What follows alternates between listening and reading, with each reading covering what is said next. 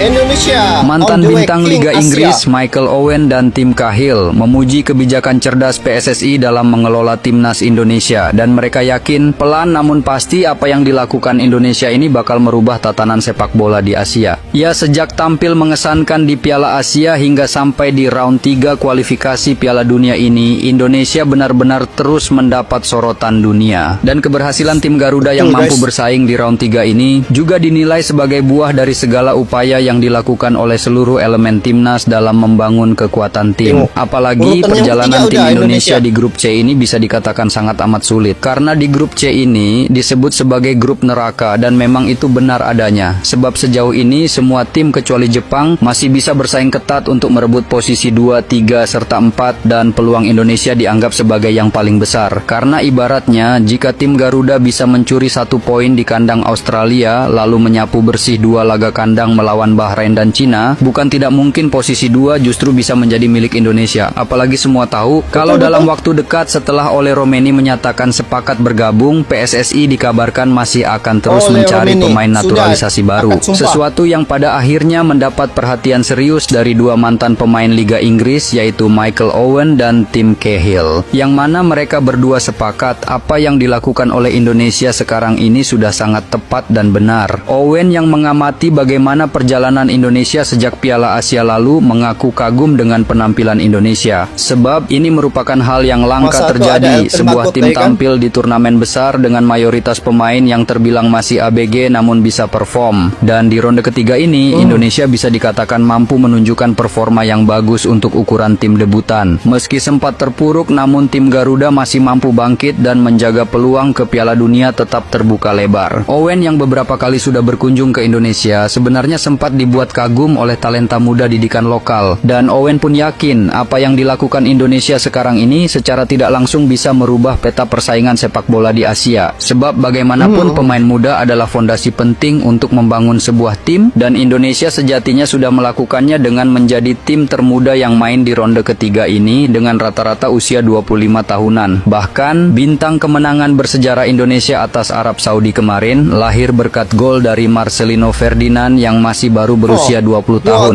Sementara itu, Tim Cahill yang kini menjabat sebagai Chief Sport Officer di Aspire Academy Qatar menyoroti perkembangan Indonesia yang jauh berbeda dibanding saat pertama kali ia melawan tim Garuda pada 2005 silam. Dan Cahill merasa kalau dalam 5 tahun ke depan skuad timnas Indonesia bakalan menjadi tim yang menjanjikan di Asia. Nah, gimana menurut kalian melihat situasi yang bisa dikatakan sangat sesuatu ini, guys?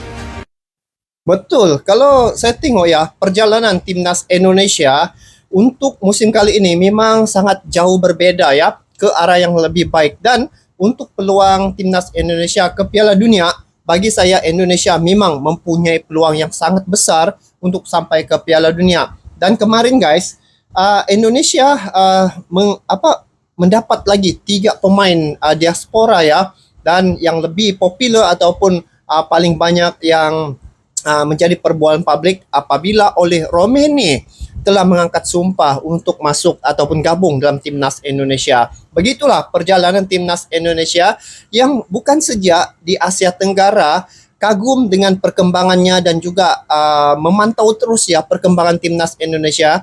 Malah media-media Inggris, media luar negara juga turut menyoroti tentang apa yang telah dilakukan oleh Federasi Sepak Bola Indonesia untuk perjuangan sampai ke Piala Dunia. Dan hasilnya, bila melihat ya, sepanjang laga yang saya ikuti dan saya sangat menikmati permainan yang telah dilakukan oleh pemain-pemain timnas Indonesia di kualifikasi Piala Dunia Grup C. Awalnya, apabila melihat ya, Indonesia berada di Grup C, di situ Jepang ada, Arab Saudi, Bahrain, China, Australia, dan beberapa tim di situ sudah menjadi langganan Piala Dunia sebelum ini. Dan awalnya Indonesia dikatakan sebagai tim yang menjadi tempat untuk tim-tim yang lain di grup C ini untuk mereka mencetak gol ataupun untuk mereka punya peluang untuk menjaring gol banyak-banyak pada timnas Indonesia. Tetapi apa yang telah berlaku? Berbeda, sebaliknya menjadi ancaman pula Indonesia ini ketika berada di grup C. Indonesia ketika dikalahkan oleh China ya, dia tersorot sampai ke urutan yang terakhir ya, paling bawah. Tetapi apabila menghadapi Arab Saudi, di situ timnas Indonesia ya urutannya berada di peringkat ketiga. Bayangkan guys, hari ini bila melihat bagaimana perjuangan timnas Indonesia bukan begitu mudah ya, dari mula-mula kualifikasi ya sampailah sampai ke hari ini Indonesia sudah mendapat 6 poin. Ada 4 sisa laga lagi yang bakal akan mereka tempuhi, dan inilah perjuangan mereka untuk mendapatkan pemain-pemain yang begitu kuat, begitu tangguh. Ada oleh Romeni ada beberapa pemain lagi yang belum dimaksimalkan mereka tampil sebelum ini. Dan bagi saya pemain-pemain timnas Indonesia sekarang ini adalah tidak sukar ya untuk mereka menampilkan pemain-pemain yang berkelas ini.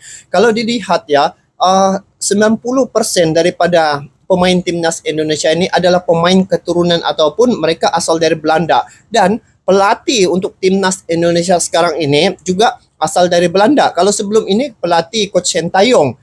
Jadi bila melihat ya, mungkin Indonesia ataupun Federasi Sepak Bola Indonesia melihat mungkin ada perlu pembaruan dari segi komunikasi, dan sekarang ini Patrick Kluivert sekarang sudah menjadi pelatih untuk timnas Indonesia, dan rata-rata pemain daripada timnas Indonesia ini adalah dari Belanda. Dan bila melihat dari segi mereka punya kemahiran ataupun kekuatan masing-masing tidak dapat dinafikan ya, masing-masing mempunyai kelebihan tersendiri. Tinggal mewujudkan chemistry sejak sesama mereka. Kalau dari segi skill tidak perlu lagi dihiraukan. Dari segi mereka punya stamina tidak perlu, sebab masing-masing mereka ni sudah sudah berlaku dalam klub mereka masing-masing. Tinggal hanya mewujudkan chemistry sesama mereka. Paling kurang 2 atau 3 hari memang pasti akan terbentuk satu tim, tetapi untuk mewujudkan chemistry itu yang perlu melalui beberapa proses ya. Jadi kalau dilihat apa yang saya dapat perhatikan ya berkaitan dengan potensi untuk timnas Indonesia ini sampai ke Piala Dunia, dari segi pemain-pemain memang mereka setara ya dengan pemain-pemain Liga Eropa, ataupun mereka ini sebaris sudah dengan tim Asia yang lain. Dikatakan pada awalnya Indonesia berada di grup neraka. Betul tuh guys, sebab kalau dilihat ya dalam grup sini ada Jepang, ada Arab Saudi, ada Bahrain, ada Australia, ada China, dan grup-grup ini guys sebenarnya memang sukar untuk dikalahkan. Dan dari segi ranking peringkat FIFA ada yang ranking di bawah 50 guys. Ada yang ranking mereka dalam lingkungan 100 itu, tetapi Indonesia berada ranking 127. Kalau dilihat ataupun dipikir dari segi logik akal, tidak logik ya Indonesia berada di dalam grup itu, tetapi ranking peringkat FIFA itu bukan gambaran sebenar untuk kekuatan timnas Indonesia. Bila melihat mereka menghadapi Australia, bayangkan ranking Australia, ranking berapa peringkat FIFA? Jepang begitu juga, Bahrain dan juga tim-tim yang lain. Jadi ini satu cabaran untuk timnas Indonesia menunjukkan taringnya ya di pentas dunia. Dan seiring dengan berlalunya ya masa begitu, bila melihat rencana Indonesia untuk mengangkat persepak bolaan mereka adalah satu perjalanan yang begitu banyak dia punya cabaran, tetapi hari ini mereka telah membuktikan bahwa timnas Indonesia tidak bisa lagi dipandang sebelah mata.